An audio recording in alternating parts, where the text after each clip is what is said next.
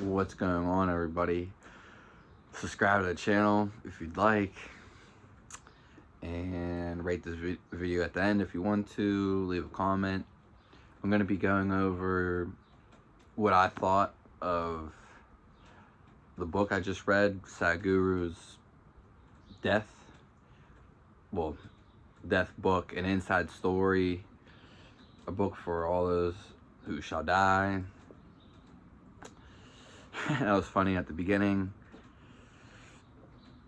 And I guess this book came out months ago. I'm not sure, like several months ago. I just read it now, though.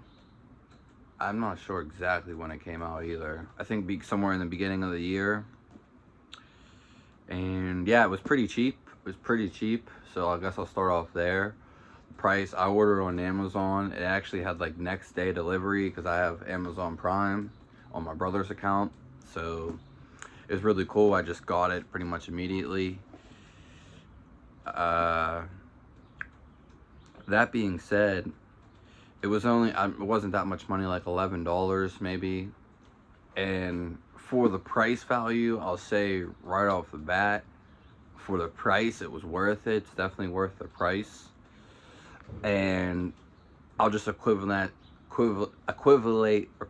that to, it's like almost 350 pages, so it's definitely well worth the money, that's for sure. And I'll tell you like the final rating at the end of how many stars I would give it.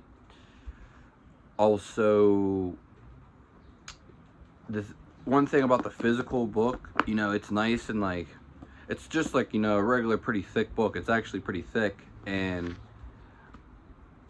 the only thing about it though is just like it has a nice cover and pretty cool, not too much coming at you.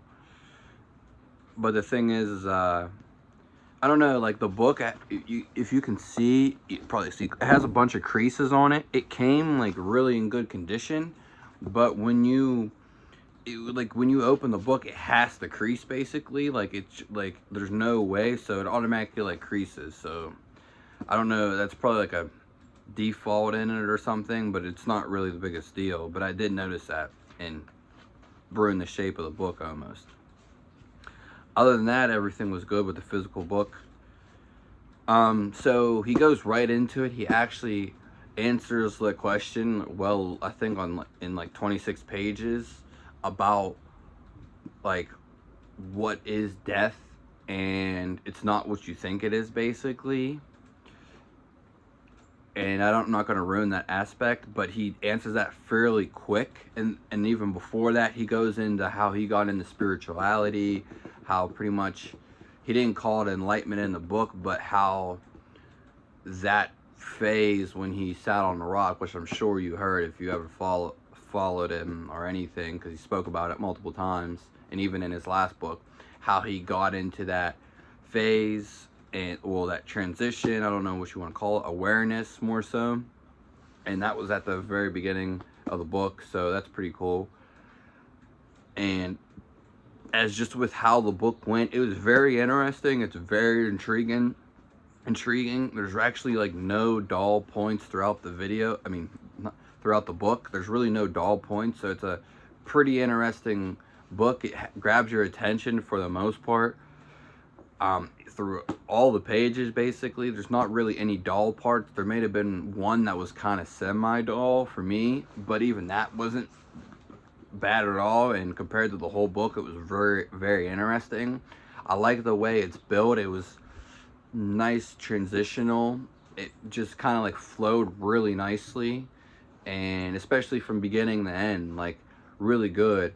And there's a lot of information on death, and then an energy, that's like another thing, which is basically the same thing.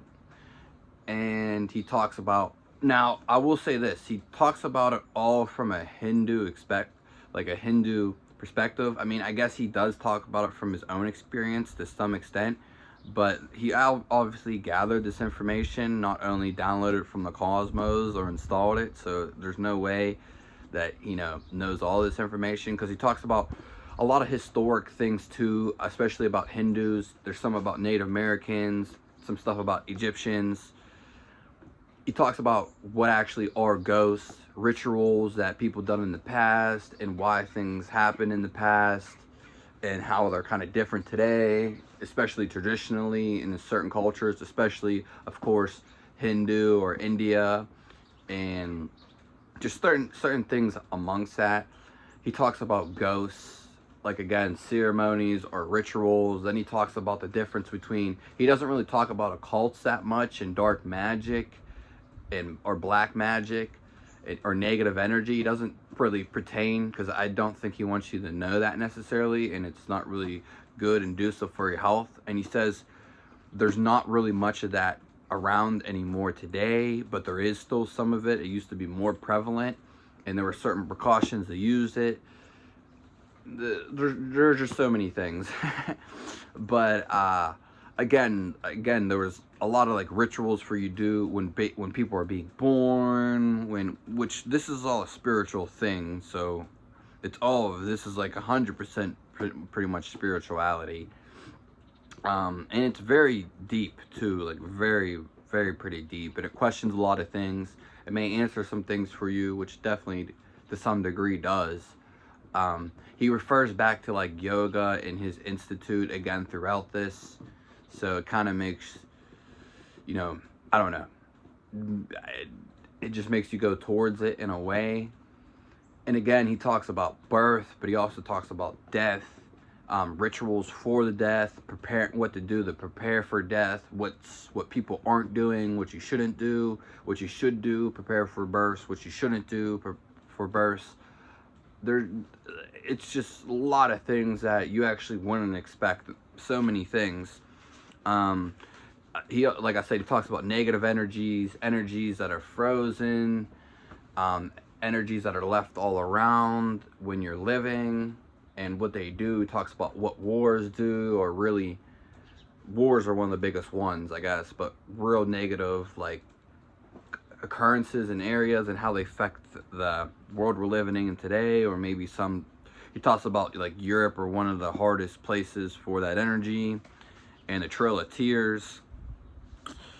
A lot of energy. There's just a lot of energy. Of course, he talks about certain things like the Indian terminology, which, that's going to be hard to come by, like hard to understand if you're not really into it, especially if you don't even know what those words mean. I understand there's no translation. I get it a million times.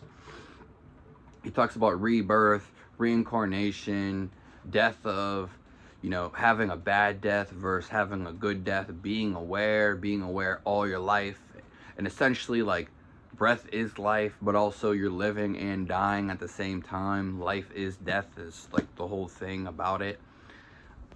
This book kind of has like a roller coaster effect. That's how I felt through it, like ups and downs, and it has like somewhat of intensity to it, and that just makes it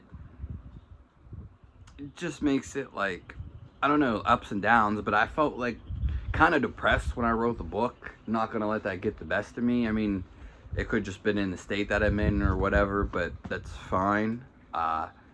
It definitely picked up at the end.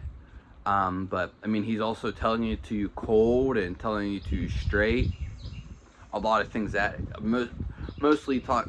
I don't want to ruin the book on that aspect, but yeah, it just gives that kind of a feel, you know what I mean? But it's also making you aware, and yeah, just be aware of what you're doing, and you could die any moment, any day. So things amongst that nature. And again, with the terminology, he talks about Mukti, the enlightenment, Samadhi, I'm not sure how to say those things. Just meditation practices or liberation, pretty much. Yeah, he talks about grief again. And then at the end, he talks about himself periodically. He talks about himself pretty much throughout the whole thing to some extent. But he talks about like what's going on in his life, and then he ends it really well. I've said the end is the best part, basically. Not because it ends, but really captivates you at the end. So we'll pretty much just leave it at that. He answers like a really good question. He dispels a lot of rumors about death, about what movies make them out to be, what rumors or myths that are about them. He really dispels a lot of that. And it seems pretty much like it's almost all accurate. It's hard to say it's not accurate because he does talk about some reincarnations, especially about his past life, though he can't prove it. But other than that, I mean, everything else seems pretty legit in the way he states it. And no one else, I have never seen anyone else that I've seen, you know, but there's probably a little bit out there that talks about this and the way he does, and just, yeah. And the end was the best part, like really captivating towards the end of the book. The book pretty much picks up at the end. I mean, it's pretty intriguing throughout the whole time. It's interesting in the beginning. The middle was just a bunch of information. Ends really good. So that's basically it. That's all I have to say. He does talk about suicide though, and how, I'm not going to ruin that either, but he does touch upon suicide and like what he thinks of it. And again, that all comes back to good death versus bad death. And one of the main things that he talks about is if you do yoga, how it will improve your life. He doesn't really talk about necessarily that aspect. He does hint on it a little bit, but he also says like you can leave the body willingly. So basically you can kill yourself without damaging the body, though it does take some mastery over it.